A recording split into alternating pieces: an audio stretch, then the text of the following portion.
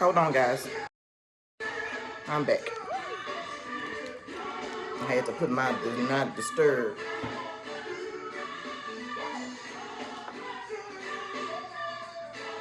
Hello. Hey, Miss Rena.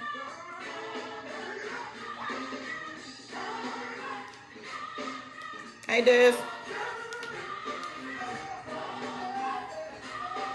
All right, I'm at 11.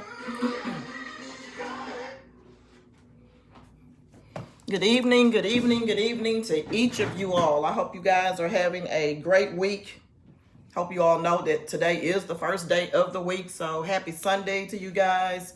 Thank you for coming on and joining me on Soul Searching Sunday. Hope you guys had a great week last week. Hope you thought about a lot about what I talked about last week. And of course, you know, I will continue with that and go deeper into it today. Oh my goodness, Carlisha finally remembered to come and join me, one of my exchange babies. So, you all know I talked last week how God convicted me about jumping on here and sharing with you all and not doing one of the things that he's gifted me to do, and that is to pray. So, won't say anything else without jumping into prayer. So if you guys will close your eyes and bow your heads with me, or just stop for a moment if you can, or if you're driving, please don't take your hand off the wheel or close your eyes. So Heavenly Father, we come, oh God, thanking you for this day, oh God. We thank you for life, health, and strength, Heavenly Father. We come, oh God, asking that you would be before us, oh God, that you would allow what you would want me to say to come out of my mouth only, oh God, and that you would open up the heart, minds, and souls of those that will hear this live either now or later on or 2 days from now or whenever they hear it, Father. I pray that it has the same power then that it will have right now, oh God. I ask that you would forgive me for my sins, oh God, and just bless each and every household represented on this live, oh God, and just be in the midst of all that you're trying to do in and through me and those that are watching me. How I love and thank you, Father, for being the awesome God that you are. I ask that you would cover our week, oh God. Go before us. Help us to be everything that we need to be as a servant to you, as a wife if we're a wife, as a mother if we're a mother, and definitely a friend to many. It's in Jesus' perfect name I pray. Amen. So, all right. Oh, I actually see I have a cousin from New Orleans on here. Hey, Byron. Okay, so you guys, you know, I'm gonna jump straight into it. Y'all see my hat? I had it made from Sharonda. She makes down hats and personalizes whatever you want on it. I thought it was so cute. I wore it last night to an event, and I wanted to jump on and start, but I almost feel like I'm about to jump on a baseball field, so I need to switch hats because I'm about to get serious with you all. Like, this is cute, but I'm about to get serious. So, yeah, got to change my uniform. So with that being said, I saw a lot of people watch my live last week. Great. But what did you do with it? I had a lot of people in my inbox. I'm glad that it moved a lot of people, but what direction did it move you in? Did it move you to action? If all I did was inspire you, but you didn't move to ask your children some difficult questions you need to ask them, make sure that, you know, they've never been touched or they're not feeling a certain kind of way about a certain adult or anything like that.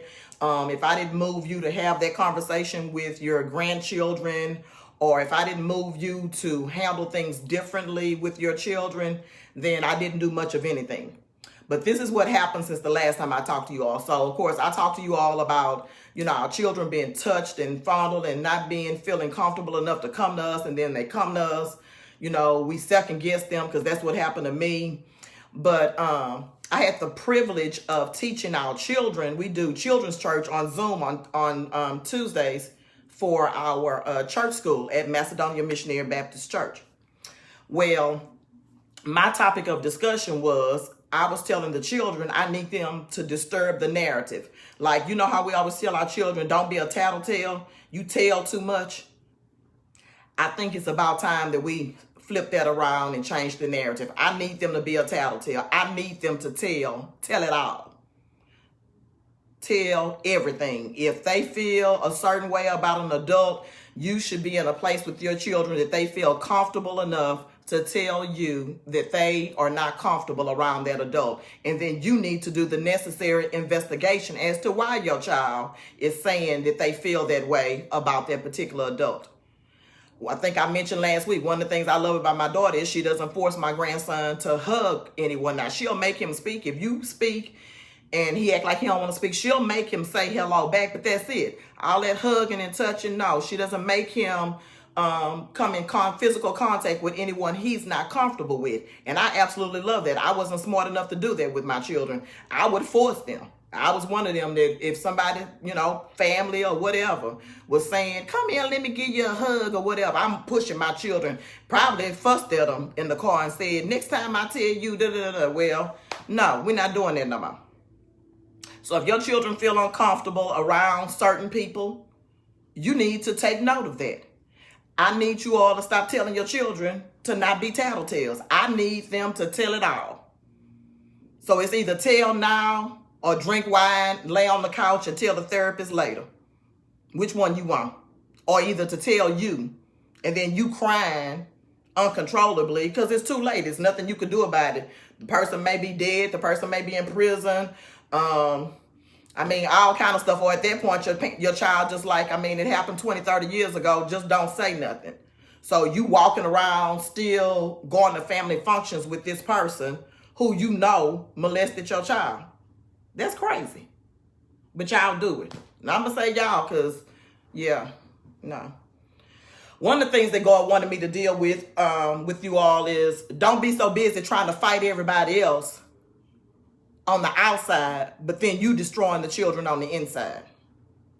Don't be so busy like if you were to find out somebody, touched your child or said something inappropriate, you want to tear up the world. You ready to get a gun, you ready to do all of that for those people on the outside, but you doing just as much damage on the inside of the house as the world doing on the outside.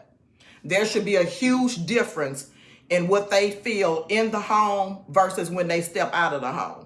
And they should know that it's such a difference that when things are not right outside the home, they feel comfortable coming and telling us something's not right or someone's not right or I don't feel comfortable with what they said.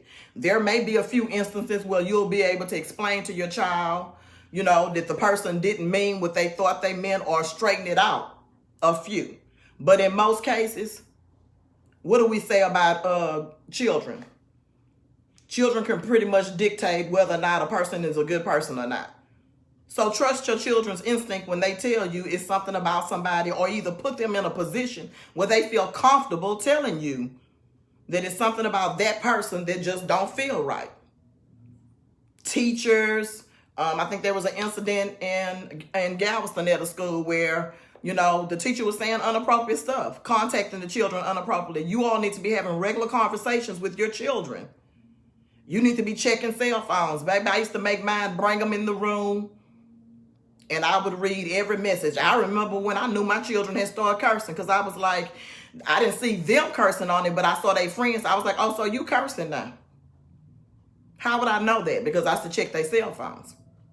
Oh, I forgot to do my disclaimer. I got so excited, ready to talk. I forgot to disclaim. I'm not here, for those of you all, because I see some new people on here, I'm not here as anyone that has mastered anything. I'm just here maybe a few steps ahead of you in different situations on parenting and how to do things based on some mistakes I've made and some challenges that I've been faced with. So I'm just here to do what God told me, which is to share some parenting things I've gone through, some things I've gone through as a woman, as a mother, as a stepmother, as a friend, and most of all, as a child who loves the Lord and is trying to go back to God as closely as possible. So don't hit me up. I'm not a preacher. I'm not a prophetess. I'm not any of those things. I'm just one lonely soul on here just sharing from my heart what God told me to share every Sunday at 6 o'clock until he tells me to do otherwise. So back to what I was saying. Like, again, last week I was talking about how you all need to make sure that you put your children in a comfortable position where they feel comfortable telling you if someone is making them feel uncomfortable, if someone is touching them inappropriately, and most definitely if something is going on. And a lot of you all, like my inbox, it was sad to say, I'm not excited that my inbox was full of conversation from a plethora of females talking about how in most cases they were molested, and they know for sure that their children probably have been molested too, but the conversation just never took place. I think I shared, and well, matter of fact, I know I shared and said that unfortunately for me, the conversation did take place with my daughter. I mean, she was grown by the time she told me, and my daughter's situation happened in broad daylight. So don't be naive and think that wrong things only happen at night or in the dark. They happen in the broad daylight, and sometimes there are older children. It's not always older adults. Sometimes older children. Y'all, sometimes want to save $1 in the summertime and let your older cousins or older siblings or whatever watch your children, and they're not safe. Especially if they've not gotten help from what happened to them. If they were molested or fondled or touched in an inappropriate way, and then you trying to save a few dollars with daycare, or you don't have the money, and so you're asking an older cousin, male or female, to watch your children, and then they're becoming, the predator. So don't always assume it's strangers that's going to do things to your children. Family do things too. Family do things too. There are older children that just shouldn't be watching children. I think they've showed enough times on the news where older children have actually hurt, their younger siblings or cousins or whatever, because they frustrated. They don't want to watch our children. They don't want to be bothered. So if you see a child showing you signs that they really don't want to watch the children, stop forcing them to watch them children, and then you want to be on TV crying because they did something to those children. Like, pay attention to the signs and the things that's going on around you.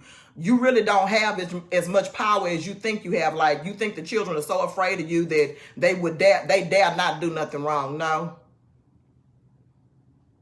They would. They have. It's happened on TV. It's on the news all the time.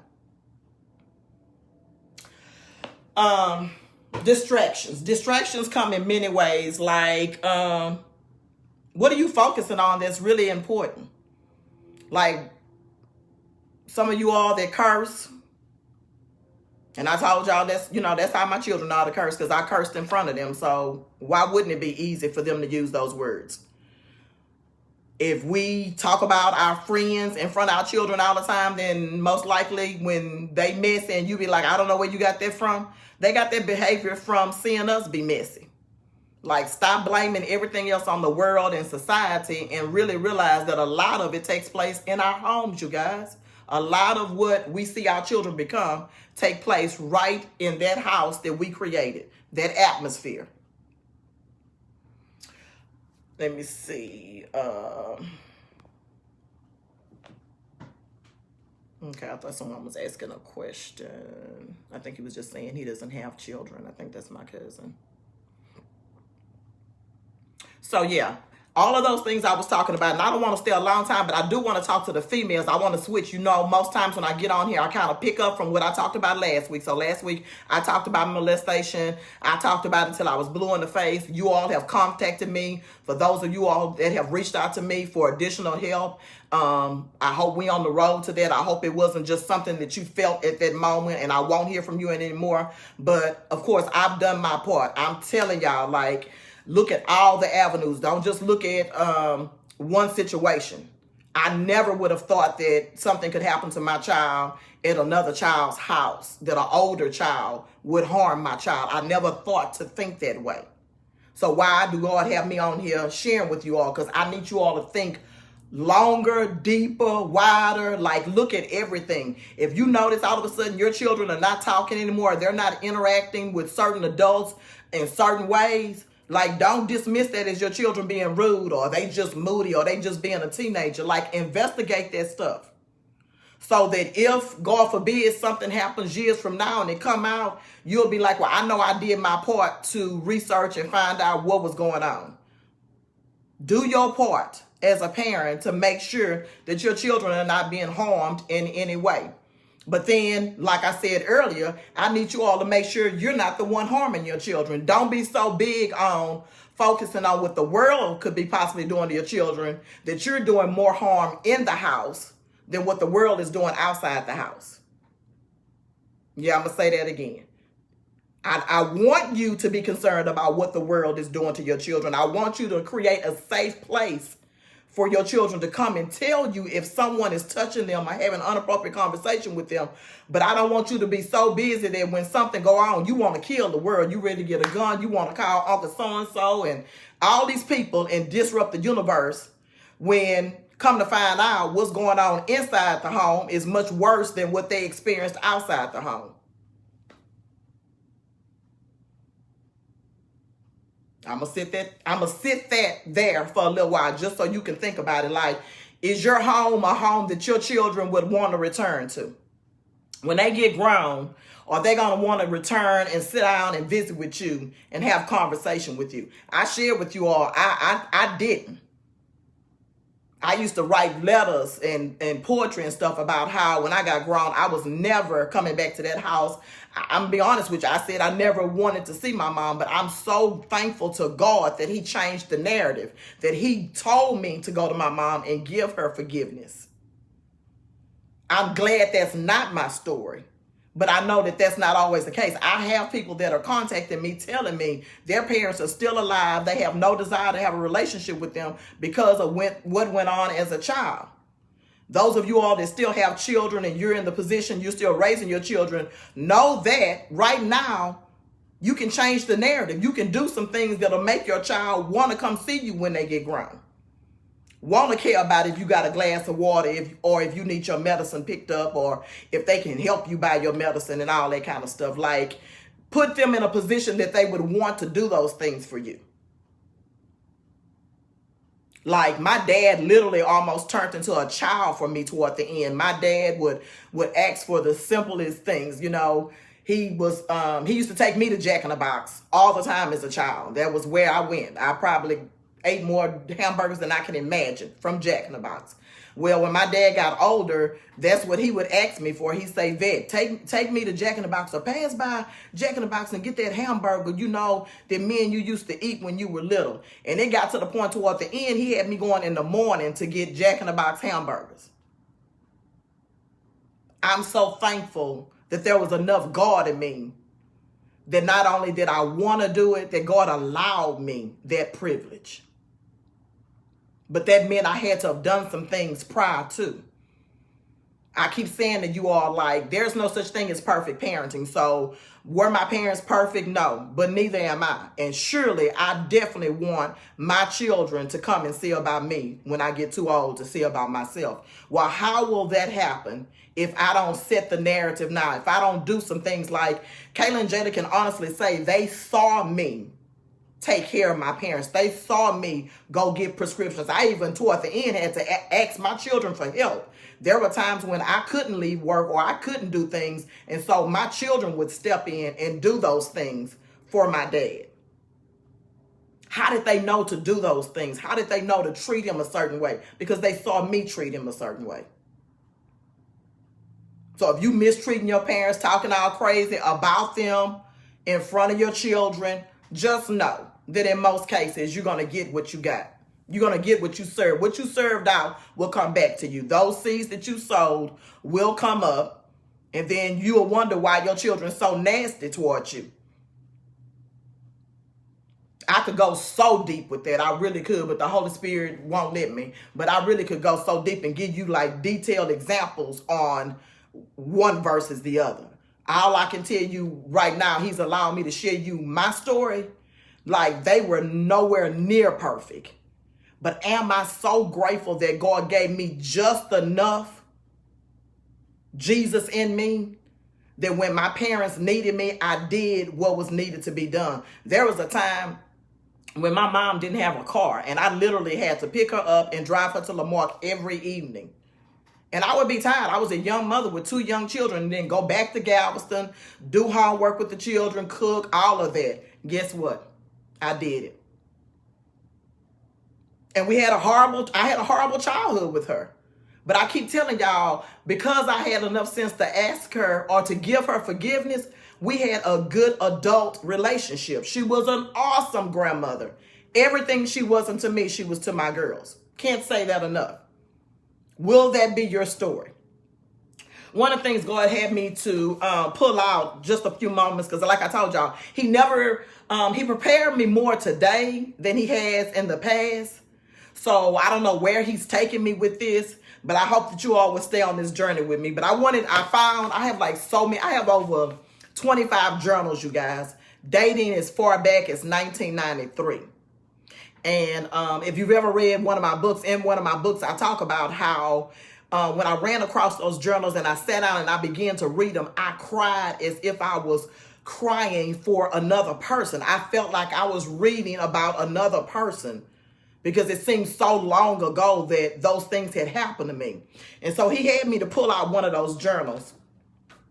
And I'm just going to read a quick portion of it, and I'm just going wherever God taking me with this. So it says, today is January the 20th, and I feel sadness at this very moment.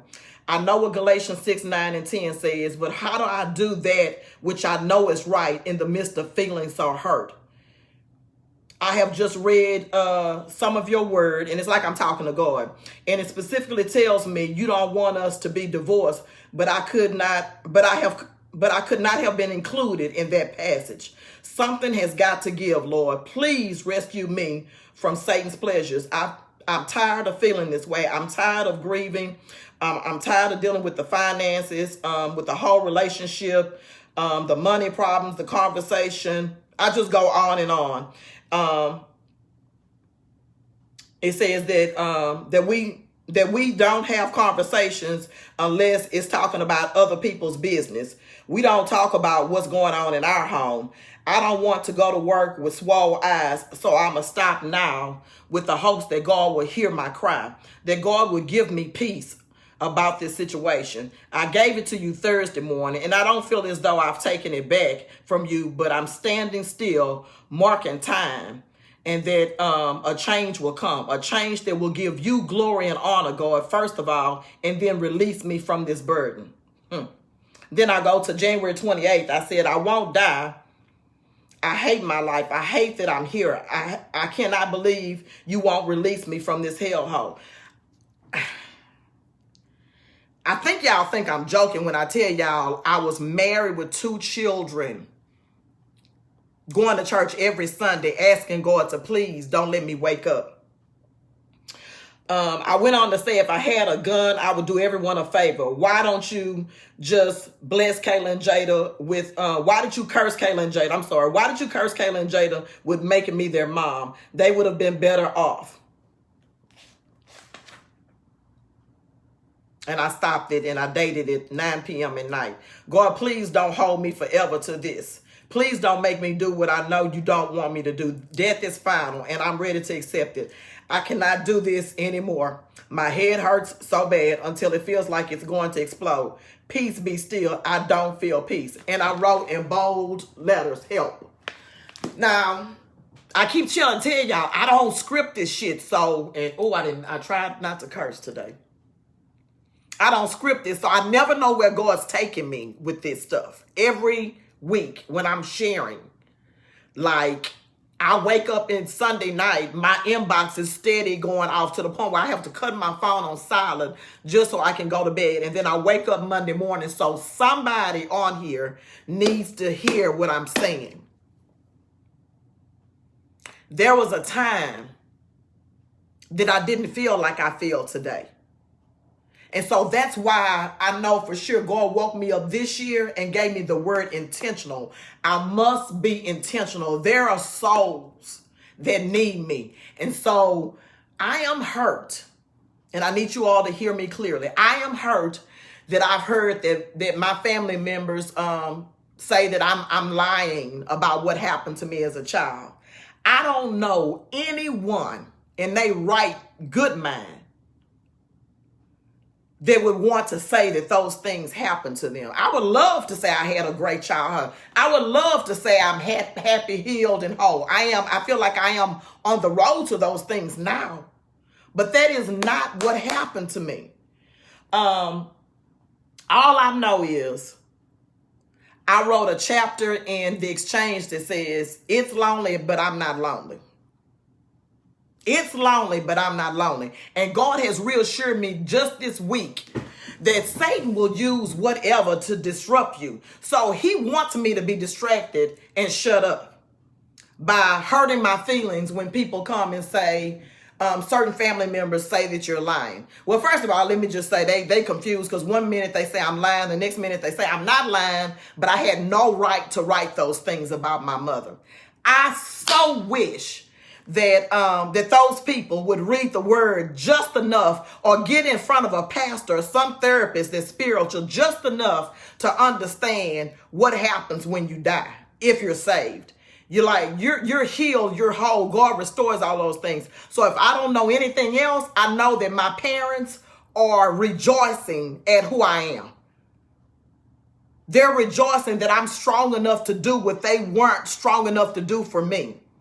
I'm giving somebody something they need that they would have loved to have gotten from their mom or dad or whoever hurt them. But God has placed me for whatever time in this season to be that for them. I'm here to give you hope. I'm here to tell you that 20-something plus years ago, I was writing in journals like this. I could pull out a plethora of them and show you how I would write and beg God at night to not wake up, to not have to do that thing again. But he knew, and I need you all to understand this, he knew if he could just get me to today, get me to this place where I could write that first book, where I could write that second book, where I could write that third book, where I could write that fourth book, where I could write that fifth book. Do y'all see these books?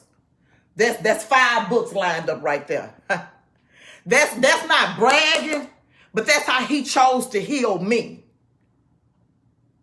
And then I'm working on my 6th book. And then I'm working on my next project where I give that platform to another set of human beings, because I want some men, because some men need to be helped too. But he's given me that platform to be that to others that I didn't get from the people I needed it from.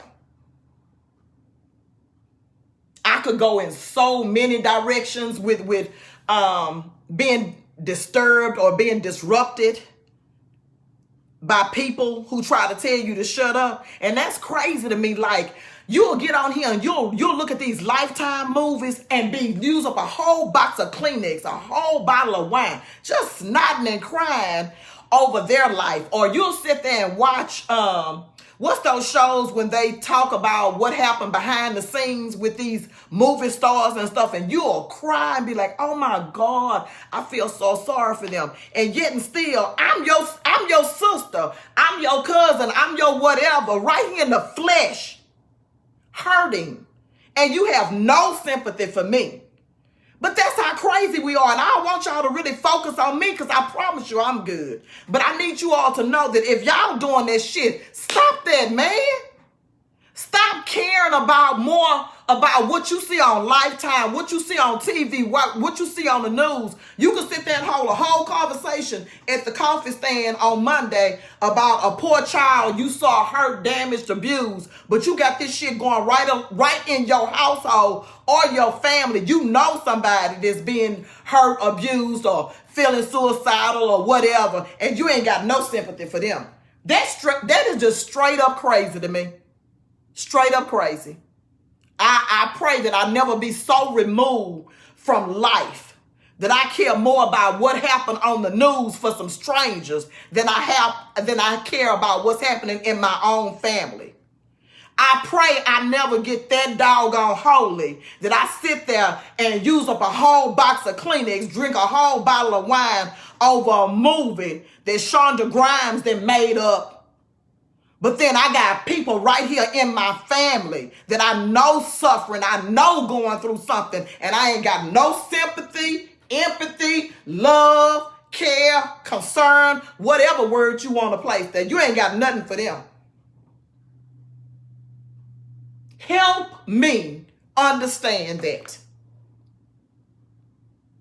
But guess what I want y'all to know? This is what God keeps telling me. That ain't your business. That ain't your business that they don't care, Yvette. All I need you to do is care about the souls that I placed before you at this appointed time. God keep telling me that. That ain't my business. I can't. But it was a distraction earlier this week. I was a little taken back, and I so much so that I can tell y'all, I had to call my daughter. I had to call both of my daughters.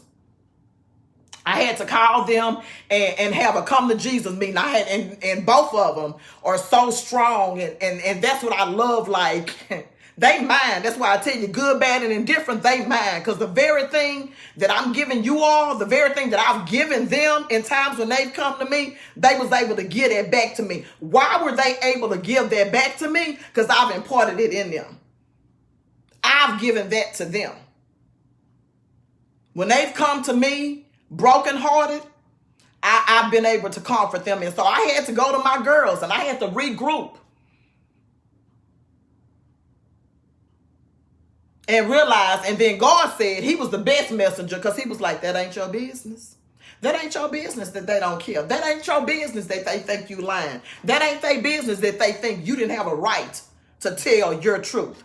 I'm trying to understand. I ain't telling your business. I'm telling what happened to me. And then if you think I'm lying, pray for me. Huh? How about that? Pray for me. Pray that God would deal with me. I'm going to be honest with y'all, though. It messed me up so much, I went back and read my own doggone book. Because I was like, where did I lie? Where was the lie? Where was the lie? So, did I move that book? I think I did. Okay, hold on one second. So when I pull this book out and I just bust open a page and I talk about time heals all wounds every day except Sunday. My mom drank. I remember thinking how funny it was when I was grown when she would call and say, you know, I've got to stop drinking this beer. As I laughed, she asked, what's so funny?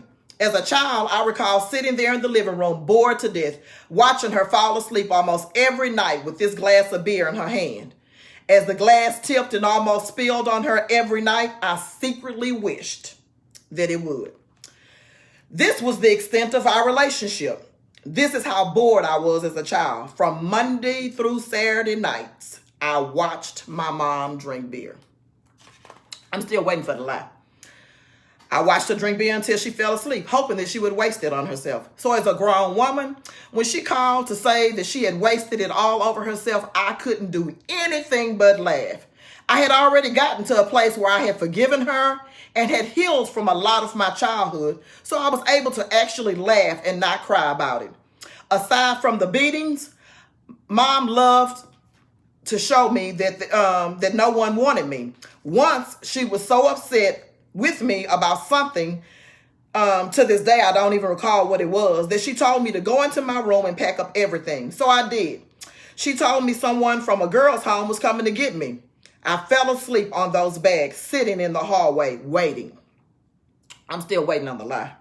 The next morning, she woke up and told me to put that shit back in the room. Nobody wanted me. I'm still waiting on the lie. My deepest desire is to share these stories with you, so that even though I can't go back and redo my childhood, like I can't go back and redo anything that happened to me in that house, you can get to a place where you're able to laugh instead of cry. What did I learn from this? Find the healing in your hell. I'm still waiting on the lie. I'm waiting. I could go on and I could read my whole book to y'all. I actually sat here last week. And that's called a distraction. Then I was mad at myself because I was like, Yvette, you could have been working on your new book. Why did you let them people distract you like that? And I had to laugh. And I love how this new thing, God talks to me all the time. But I like this new thing. Me and him got this thing going on where I'm into this bubble bath phase. Like at first I was in, like as a parent, I was in such a rush all the time. So, you know, you're in the shower phase of life. You got to take a shower because you got to hurry up because you got to get to the next thing. Hey, well, life is not that for me anymore. Life is a little bit slower. I'm being intentional, as I told you all. He gave me the word. So I take a lot of bubble baths. And baby, I be in there till all the bubbles be gone. And while I'm in there, me and the Lord just be having some real good conversation, some dialogue. And so it tickled me that he said to me, now explain to me, why did you sit there and read that whole book again as if you didn't write it when you could have been working on your next book? Yvette, that was a straight up distraction. So I'm saying to you all, what are you allowing people to use or do as a distraction to you? Don't let people distract you. I mean, and they come in different forms. I mean, I'm gonna be honest with you. Sometimes they use your spouse. Sometimes they, use your husband. It come in all kind of ways. That's just what happened to me this week. I don't know what's going to happen next week. I know that being intentional, I need to start paying even more attention to those little subtle distractions. Like when people call me and want to talk about nothing. That's a distraction. Or they may want to talk about something, but that something is none of my business. That's a distraction.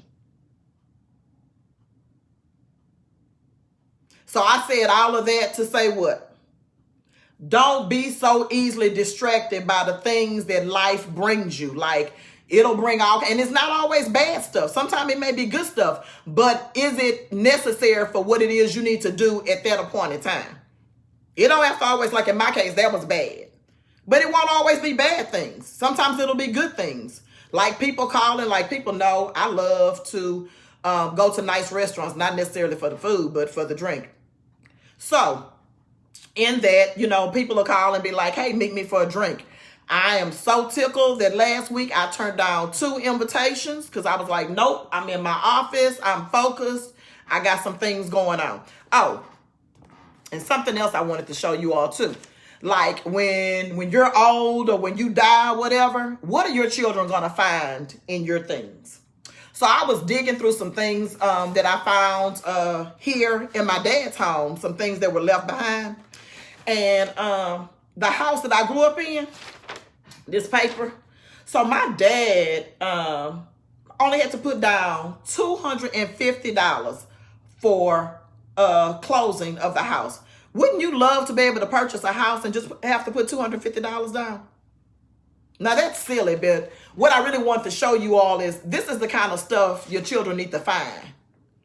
Don't let them just find nothing but receipts where you bought expensive clothes because you made sure they were dressed nice, but their inside was jacked up.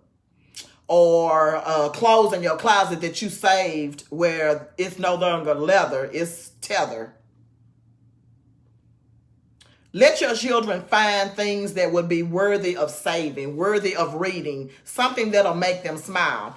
I used to talk all the time about how my children probably would fight over my journals because I have like over 30 journals.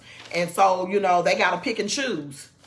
Actually, at this point, I don't even want them really to even read those journals. But let me tell you, in me having a conversation with someone the other day, well, actually, just yesterday, they said to me, wouldn't it be the most awesome thing if Kai thought so much of what you wrote in those journals, he takes this writing thing that you're doing with the books, and he takes it to a whole nother level, and he becomes this master writer as a result of him reading your journals. If it would help, if I saw it in a point where it would allow him to help others, yeah. I would want him to read it for that purpose only. For that purpose only, because I wouldn't want him to know how sad his Mimi was. And then when saying that, I keep telling y'all, I'm just talking to y'all. Like, I'm just letting God talk to me. So yesterday I had the pleasure, trying not to get emotional, I had the pleasure of watching my grandson and then my other, y'all know I have extra grandbabies from the daycare, from when I had that daycare thing. And I need to share that too. So I had a few people inbox me and they were like, oh, I'm sorry, I didn't know you didn't have your daycare. I'm sorry, what happened? So let me just go ahead and put this out here because y'all need to be blessed by this testimony. That was a spiritual assignment. But let me tell you how good God is. Even in him disciplining you and dealing with you, he'll still bless you. So God had me to walk away from my corporate America job that I worked hard. I didn't have a degree. I went there with little or nothing. He had me to walk away from that job of over 23 years to pull my money and open up a daycare and then asked my daughter to quit her job and work in the daycare with me. And for 3 years, God had me and Kayla in that building. I imagine myself being old one day, sitting in a rocking chair. I hope with some teeth in my mouth. They may not be my teeth, but I don't know, because my dad died with all of his teeth except his 2 front teeth. But anywho, I imagine myself telling some young girl that's struggling this story. God had me in that building for 3 years. Me and my daughter. There were times we didn't talk. There was times we talked. There was times we was mad. Every emotion that God gave mankind, we experienced in that building. And when God got us to a good place, and I just kept praying and asking God, please don't let me lose my daughter. All I wanted back was what we had. Let me tell you about God. October 2019, I got out the shower because I'm still in that Russell bustle phase of trying to hurry up. I ain't got to the bubble bath phase yet. So I jumped out the shower and I heard God so clearly say, mission accomplished. And I knew exactly what he meant, because I had been struggling with the daycare. I was just like, it's not really moving. And let me just say, like, God never allowed me to financially gain from that business, because that's not what the business was about. But I didn't see all that while I was in it. And most times when you in a situation, God not going to show everything to you. That's why you got to have faith. That's why you got to trust him. Because he didn't let me see all of this while I was in it. I kept being frustrated, like, you know, why I can't seem to get ahead. He always, and he's a good God, even when he whooping your butt. He allowed me to make just enough money to pay Kayla and pay my bills. That was it. There was no extra. There was no play money. There was no room for advancement. Anything else I needed to do, I always had to use house money. But in October 2019, when he told me mission accomplished, I got scared. And I know exactly what he meant. He told me to shut the doors. But because I didn't, he started letting things start happening to me. So children started leaving. I started kind of getting into it with parents. Baby, I'm telling y'all the truth. And it took me going and talking to another woman of faith. And I was talking to her about another situation, another business opportunity I was trying to do. But in the midst of that, I was sharing with her about the daycare. And she says, Sister Yvette, you say God told you mission accomplished and you know what that means? I said, yes, ma'am. She's saying, you not moving? I said, I'm scared. I was like, I didn't ask my baby to quit her job. What's she gonna do? And then I'm obsessed with these babies. Like, I love newborn babies. I actually told my husband at the very beginning, that's all I wanted to open was a daycare for newborn babies. He was like, girl, nobody gonna drop one baby over here to you and the other children over there. So you gotta take the whole children. And so then that's when we said, well, Kayla loves teaching toddlers. So, you know, that's a perfect combination. So that's how it came that me and her were working together. So anyway, I got obsessed with my babies. I had 2 of the cutest little newborn babies, and I didn't want to stop being with them. So I didn't do anything from October, November, December. By the middle of January, when I was having that meeting with that lady, she said, Miss Yvette, I think that God wants you to do what it is we're here talking about, but until you're obedient in that area, he's not going to bless you in those other areas. And I was like, wow. She was like, you need to go. So, and I got in the car and I drove and I was crying too. I said, as soon as I get to the daycare and the first parent that walks in the door, I'm just going to tell them, I got to close my door. So you literally have 3 weeks to find somewhere else for your child to go. I'll be doggone if the first person that walked through the door was one of my babies. One of my baby's moms. And so she crying, I'm crying. Long story short, I closed the doors. And I mean, like within a matter of weeks, here come Corona. I need you all to know, God knew that I wasn't strong enough to handle all this Corona stuff that's going on. I would not have wanted to worry about me giving it to those children, and surely they're bringing it to me. I would not have wanted to have to deal with any of that. But just imagine if I hadn't have finally been obedient when I did in January, knowing he told me way back in October. So he still was merciful with me. But when I did it, other things just started opening up and blossoming and happening in my life. So I smile when I run into people or people ask me, oh, I'm sorry, I didn't know your daycare didn't make it. It wasn't meant to make it. That was never ever supposed to be a business of longevity. God had me in that daycare, me and my daughter, so we could get to a better place, because my family is known for not talking, not speaking for years and years, and until death sometimes. He knew that if he didn't put me and Kayla in a place where we had to deal with how we felt about what I did wrong, that we would have went our separate ways, that Kyle would have been divided. It just would have been what was normal for my family. But God had something better in plan for me. He needed to disrupt the narrative, which is what I said to you all at the beginning. I need you all to disrupt the narrative. I need you all to tell your children it's okay to be a tattletale. Tell everything. Tell everything that seems a smidget uncomfortable to them. Now, y'all tell me how I'm telling y'all.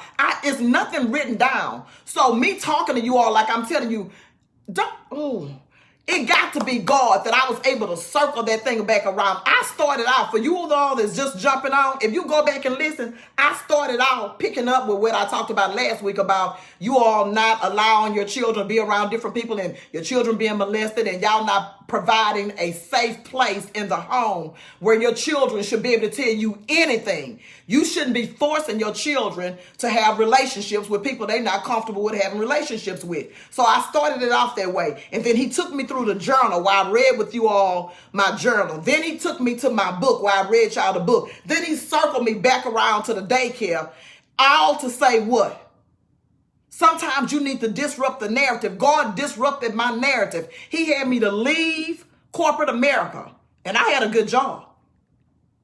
I loved my job. I had an important job. I had a title. I had an office. I felt like for somebody who came there with nothing but a high school education and a jacked up attitude, God had been more than kind to me. But until God tell me otherwise, it's nothing none of you all can say to me to not help me see that the way I see it.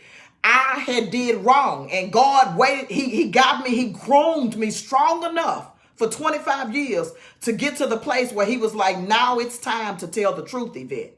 And part of me telling the truth, and I feel like part of my lesson was he had to take me out of corporate America, out of that job I loved, put me in that daycare, put me in a place where he could save me and my daughter's relationship.